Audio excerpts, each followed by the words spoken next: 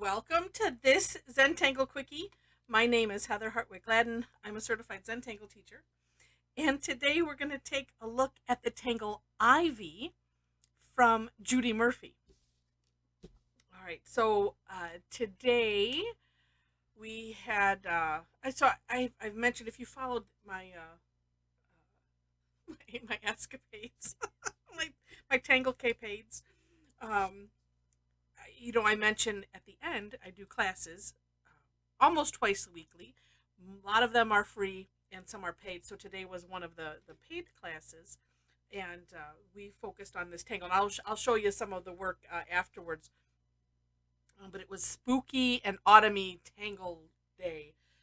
Next year I'm gonna separate them, and maybe we'll do autumny ones and spooky ones separate because we had a lot more fun with the spooky ones. So this is a neat one that I had found. Oh, let's see, when did she come out with this one? Oh, it's been a couple years. And when I first saw it, I'm like, oh, this will be perfect for the spooky season. So it starts off.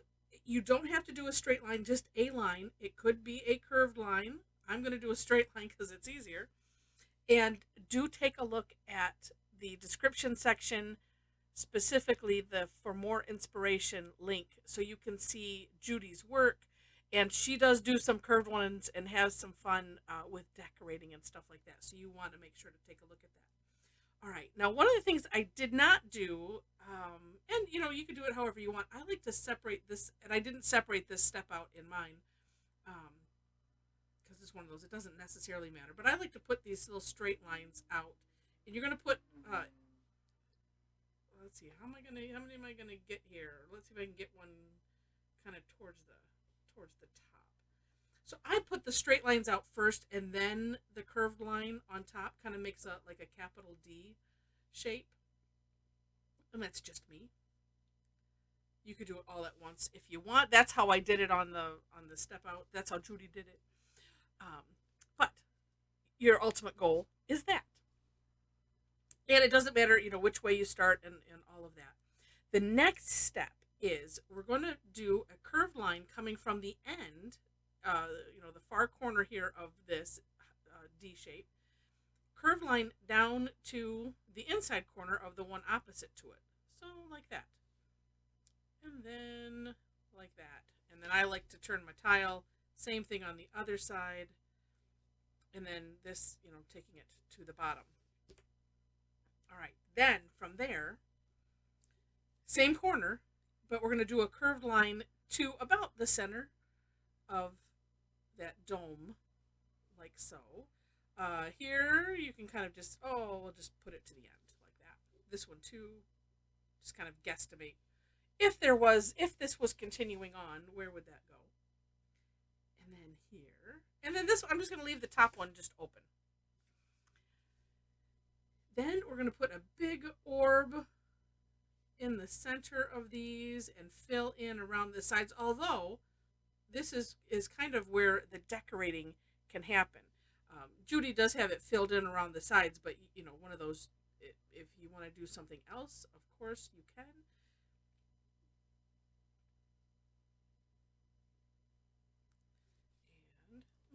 And if you fill in opportunity for course correcting, as I'm looking at this, I'm like, well, that looks kind of.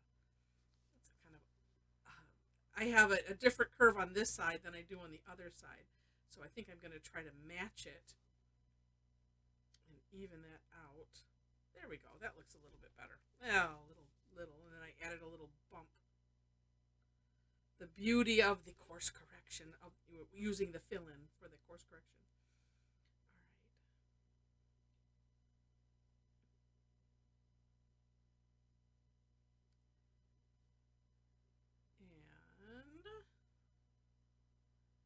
Then you can decide how you want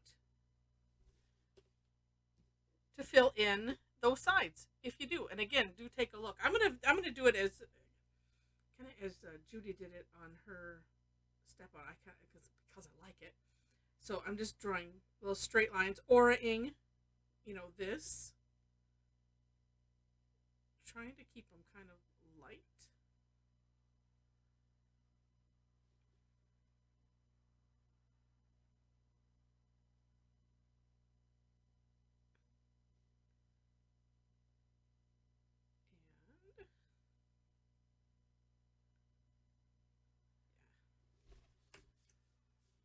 You know what I'm saying? That's, it's one of those, I could stop right there. It's kind of neat. Um,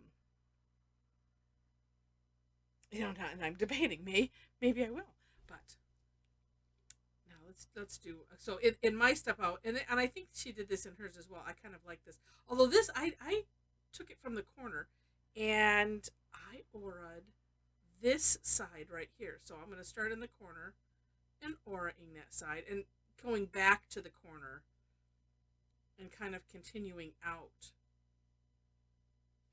from the corner like that. So then you get that natural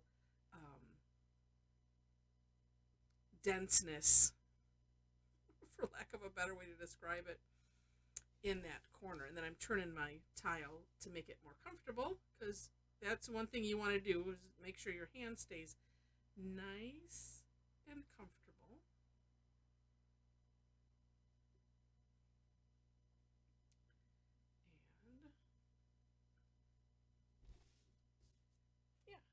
And yeah, that kind of creates its own shading.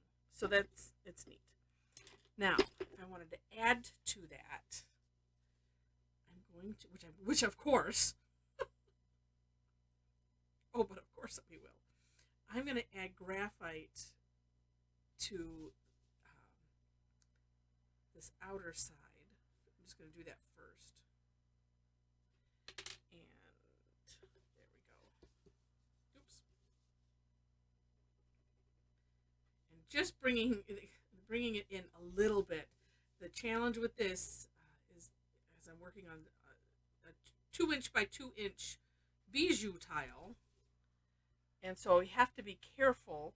I think I could fit some on the other side. You have to be careful, especially when shading. I'm just going to use what's left on my tortillon, and I'm going up this side here.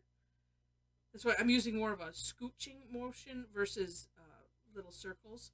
And again, using what's left on my tortillon, because I don't want it to be too dark.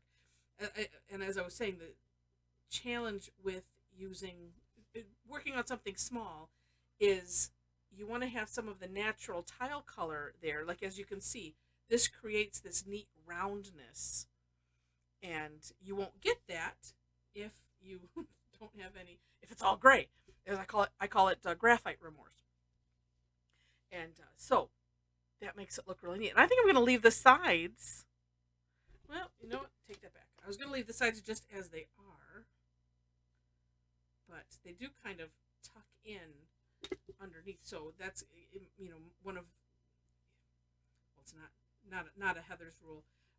If you are challenged with, I just don't know where to start with the shading, where something tucks in, where something, on the sides are good places to start. And then also, why not? Let's just put a little on one side here, just because, it just needs a little something. Again, it's just still using what's left on my tortillon. Oh, that made all the difference. How neat! Shading is amazing. It's just magic. It really is. It is just magic. All right, so neat tangle. Hope you enjoyed it. If you did, would love to have you click the like, thumbs up thing. Feel free to share it and comment. And if you like it enough to see more, would love to have you be a subscriber to the channel. In the description section, besides links to the step outs, below those are ways to connect with me. So I have a link to my website, also to our wonderful Facebook community. So if you are looking for a community to enjoy tangling with, we would love to have you. Just a warning: if you click to join, I do have a couple of required questions, and if they're not answered, it's an automatic no. I like to set the tone for the group, and I figure if somebody won't answer the questions, well, there we go. So just a warning. And what else? I mentioned the classes already. I mentioned the classes, but I didn't show you what I did. Now, this one is not completely done yet, but you can kind of see where I was going with it. This one, I did decide to do it on a little bit of a curve, and not too wild, but just a little bit of one, so you can kind of see what that looks like. We're having fun. This is Tentaculous here. like I said, we were focusing on the theme of these tangles, and there was no. I did share this one, but it. Most of my classes are a free for all type of thing. We're tied together with a tangle or a theme, and it just makes it really fun because then we can stretch our creativeness. And this, gosh, you can't see with this camera really. I have neon and I have a little bit of gray. You can see I used a glaze pen. On these stripes here, but yeah. So this one, yeah, I did definitely straight up along with web and boulder builder, and lots of fun, lots of fun. So if you enjoyed, would love to have you join us for classes. The Thursdays are free. I have one Tuesday that's a free one. Join me for free and see if you like it enough to to pay for a class. And I also have a membership club.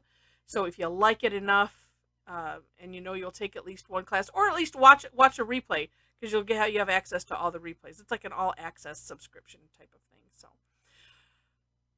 would love to have you join whatever you feel like joining.